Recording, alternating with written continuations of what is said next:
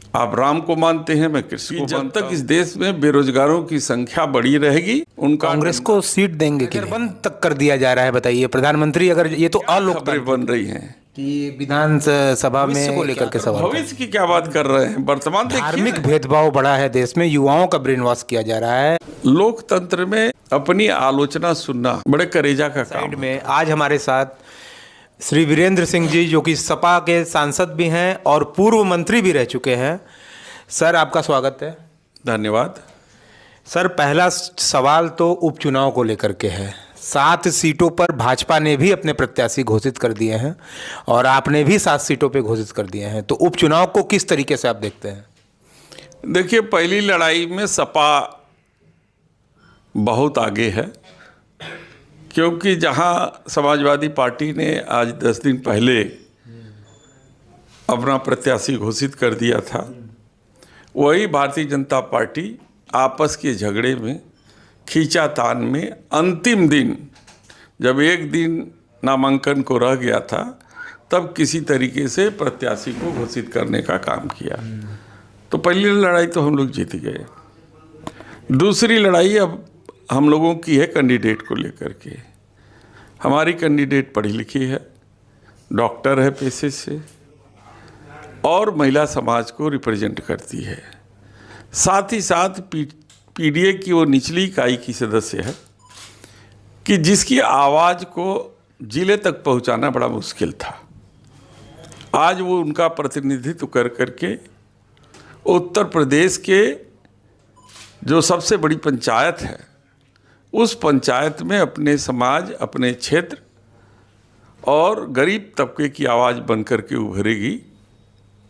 इसलिए हमारे राष्ट्रीय अध्यक्ष जी ने ज्योति बिंद को, डॉक्टर ज्योति बिंद को अपना प्रत्याशी बना करके भेजा है। ये इंडिया गठबंधन की प्रत्याशी है। कांग्रेस को कितनी सीटें देंगे आप? ये तो तय हो गया ना कि कांग्रेस क्या, इंडिया गठबंधन के सारे प्रत्याशी हैं। चुनाव चिन्ह हमारा साइकिल रहेगा और कांग्रेस पार्टी के एक एक कार्यकर्ता चुनाव में मदद करेंगे और उसको जिताएंगे। कांग्रेस को सीट देंगे कि नहीं देंगे? 10 सीटों में से कांग्रेस को कितनी सीटें देंगे? जब घोषणा हो गया, अब की दुनिया में रहते हैं आप लोग। कांग्रेस के सभी अध्यक्ष से लेकर के महासचिव जो घोषणा कर दिए हैं कि हम लोग समाजवादी पार्टी के प्रत्याशी को हम 9 सीट पर जो है कि वो समर्थन करेंगे।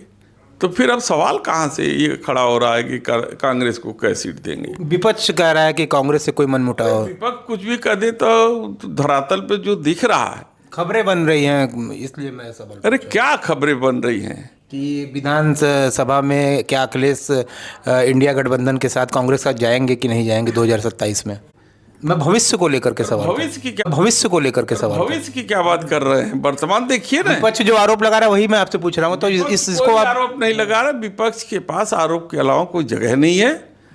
इंडिया गठबंधन एकजुट है, एकजुट रहेगा और आगे भी हम सब एक साथ मिलकर के भारतीय जनता पार्टी को परास्त करेंगे। अच्छा सांसद जी, एक बात बताइए, बहराइच में अभी जो कांड हुआ है, आपको नहीं लगता कि मुस्लिम जो है भाजपा की सरकार में थोड़ा असुरक्षित महसूस करता है?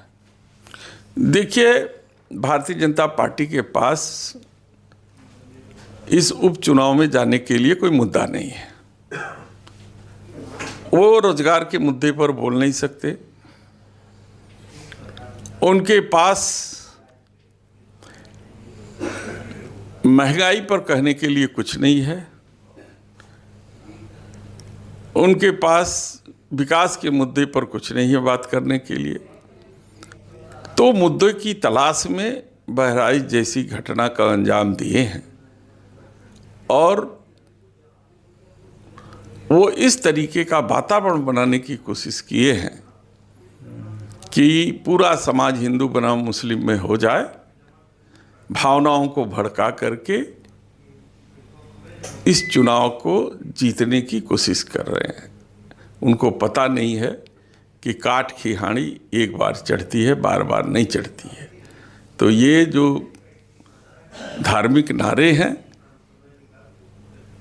ये दोबारा जो है जनमानस उसको नकार देगा। बेरोजगारी पे काफ़ी युवा चिंतित है। भाजपा तो कहती है कि हम इतने रोजगार दे रहे हैं, पकौड़े तलने को भी रोजगार मान ले रही है। इसको आप लोग किस तरह देखते हैं? देखिए, इस ये पूछिए सरकार से, वो सत्ता में है।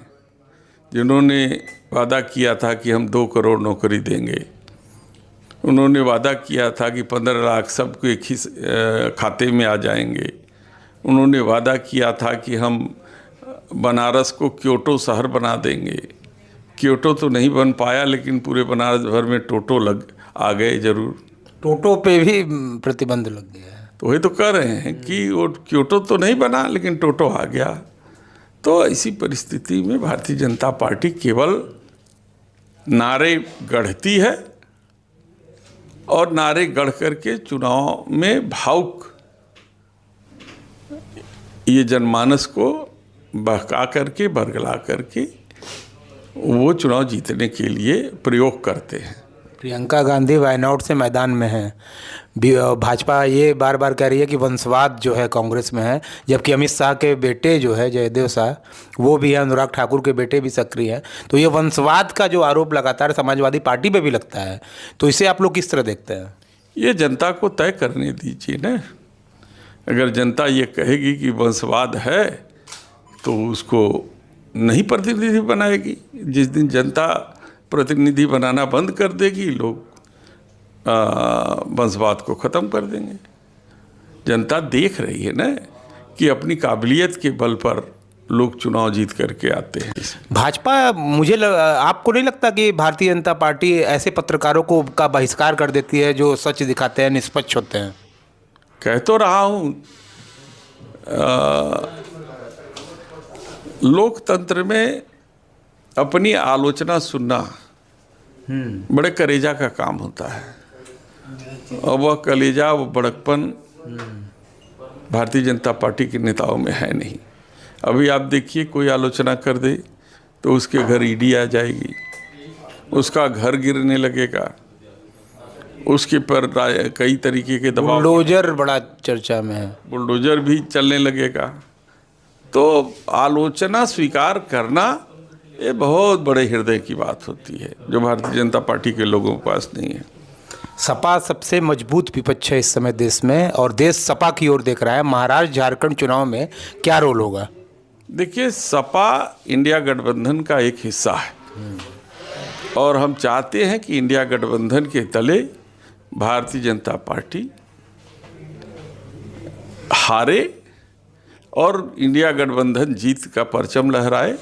इस देश से किस तरीके से भाजपा का सफाया हो, ये समाजवादी पार्टी चाहती है और इंडिया गठबंधन के लोग चाहते हैं। बहुत ही ट्रेंडिंग सवाल था उस समय का।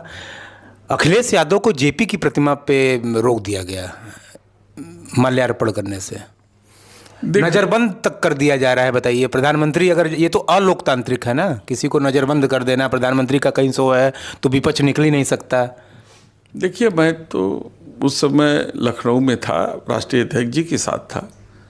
अच्छा, उस समय आप वहीं मौजूद? जी हाँ, मैं था।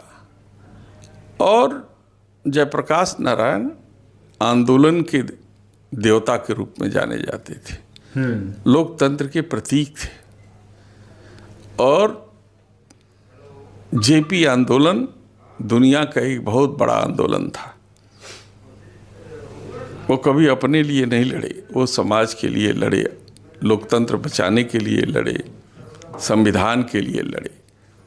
उनका जन्म दिवस था, और चूंकि लोकतंत्र के प्रहरी समाजवादी पार्टी के राष्ट्रीय अध्यक्ष माननीय अखिलेश यादव जी अपने साथियों के साथ चाहते थे कि मैं वहाँ जाऊँ, उनके चरणों में श्रद्धा सुमन अर्पित करूं और उनके बारे में 2 शब्द अपने कार्यकर्ताओं को भी बताऊं, ताकि उनकी नीतियों और सिद्धांतों को सुन करके, उस पर चल करके समाजवादी पार्टी के कार्यकर्ता एक अच्छे नागरिक बन सकें, एक लोकतंत्र सेनानी बन सकें, ताकि भविष्य में जब देश के संविधान को बचाने की बात आए तो वही जोश और खरोश के साथ वो लोकतंत्र का संविधान जो है बचाने की कोशिश करें। वीरेंद्र सिंह जी, एक संदेश आपसे मैं लेना चाहूँगा।